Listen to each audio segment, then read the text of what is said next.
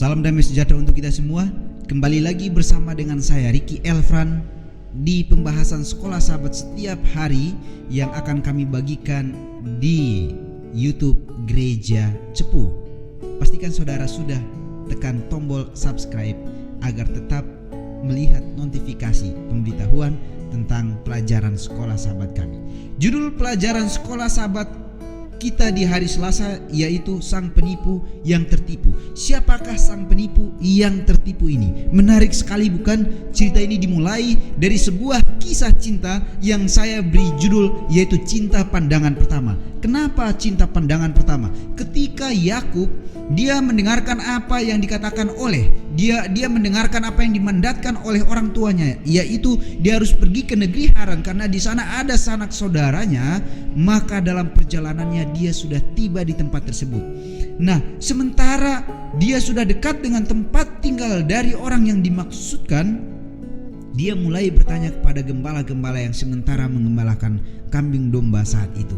Dia bertanya tentang keadaan saudara-saudaranya. Sementara dia berkomunikasi dengan mereka, ada seorang perempuan cantik yang sementara mengembalakan kambing dombanya di sana juga. Dia akan segera datang untuk memberi minum kepada kambing dombanya yang sementara kehausan. Dan saudara-saudara tahu, disitulah Yakub tahu bahwa yang datang ini adalah orang yang dia maksudkan. Ini adalah saudaranya. Disitulah pandangan pertama kalinya dia melihat Rahel yang paras dan cantik. Alkitab mengatakan di dalam buku Kejadian. Mari kita membuka Alkitab kita di dalam buku Kejadian pasal yang ke-29 ayat yang ke-11.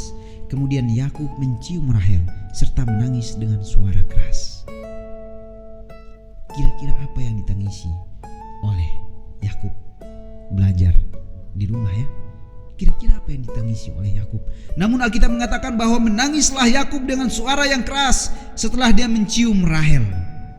Dan kabar gembira ini pun membuat hati Rahel begitu senang dengan kedatangan saudara-saudaranya yang satu ini. Dia pergi kembali ke rumahnya dan memberitahukan hal itu kepada orang tuanya. Dan saat itu juga ayahnya datang untuk menemui Yakub. Dan saat itu juga Yakub diajak pergi bersama dengan mereka, tinggal di rumahnya. Setelah sebulan lamanya dia bekerja, kemudian Laban mengatakan pada Yakub, ya, kamu sudah bekerja selama 1 bulan di tempat saya. Masakan kamu bekerja tanpa upah? Tapi saya berpikir bahwa Yakub sudah tahu bahwa Laban akan mengatakan hal itu.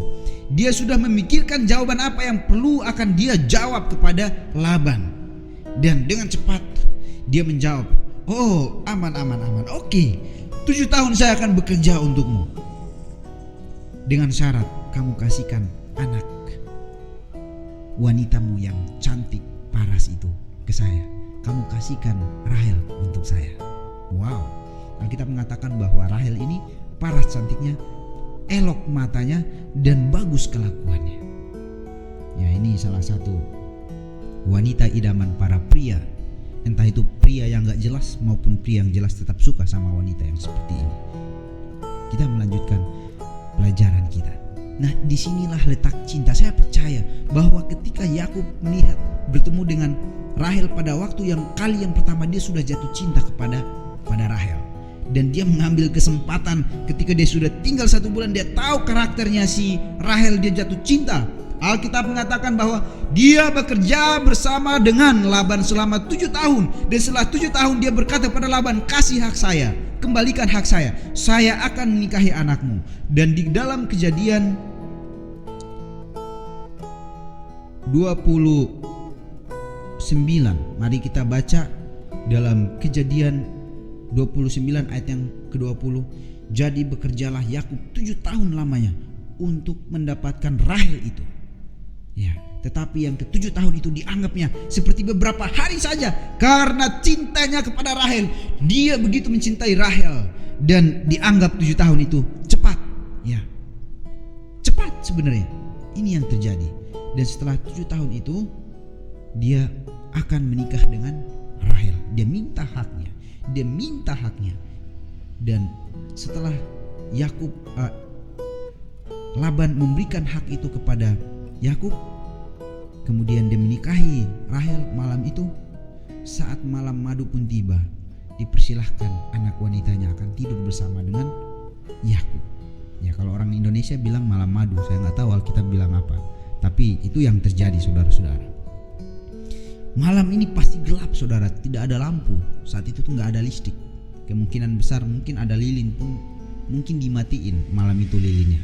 Dan yang terjadi ketika besok pagi dia bangun dari tempat tidurnya, yang dia lihat yang ada di sampingnya adalah bukan Rahel namun Lea, yaitu kakak dari siapa? Dari Rahel. Kecewa, saudara-saudara.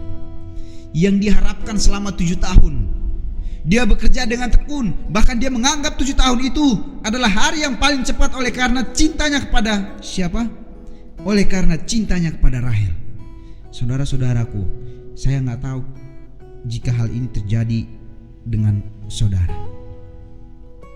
Sangat menyakitkan ketika sesuatu yang kita harapkan itu datang kepada kita namun tidak sesuai dengan apa yang kita harapkan. Apalagi dalam bentuk perjanjian. Mereka sudah berjanji, namun hal ini datang tidak sesuai dengan apa yang dia pikirkan. Menyedihkan, menguras pikiran, menguras emosi. Dia mungkin begitu marah. Tetapi hal ini membuat Yakub berpikir kembali. Seorang penipu yang tertipu. Mari kita baca Alkitab kita dalam Keluaran 21 ayat 24. Mata ganti mata, gigi ganti gigi, tangan ganti tangan, kaki ganti kaki. Ya, kira-kira apa yang dimaksud oleh Alkitab ini? Saat itu dia mengingat kembali apa yang sudah dia lakukan. Dalam Kejadian 27 ayat 12 Alkitab mengatakan bahwa Yakub sadar apa yang dia lakukan ini menimpa dirinya sendiri. Dia tahu bahwa penipuan itu akan membawa dia ke hal yang tidak baik. Dia tahu dengan jelas bahwa ketika dia menipu berarti dia akan mendapatkan malapetaka. Kenapa? Di dalam Kejadian 27 ayat 12 dia tahu dengan pasti. Alkitab mengatakan seperti ini. Mungkin ayahku akan meraba aku, maka nanti ia akan menyangka bahwa aku mau memperolok-olok dia. Dengan demikian aku akan mendatangkan kutuk atas diriku dan bukan berkat. Itulah kenapa Alkitab mengatakan ketika dia bangun pagi dan dia melihat, dalam Kejadian 29 ayat yang ke-25 Alkitab mengatakan, tetapi pada waktu pagi tampaklah bahwa itu Lea. Lalu berkatalah Yakub kepada Laban, apakah yang kau perbuat terhadap aku ini? Bukankah untuk mendapat Rahel aku bekerja? Mengapa engkau menipu aku? Mengapa? Dia tahu alasan kenapa orang menipu.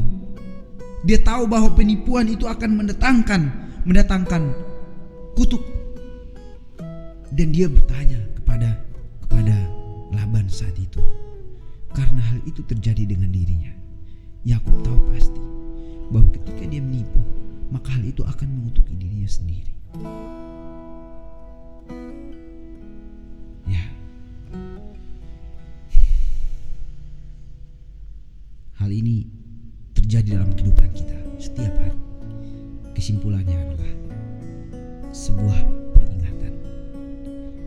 Apa yang kita lakukan di masa lalu itu akan menjadi perilaku kita di masa depan.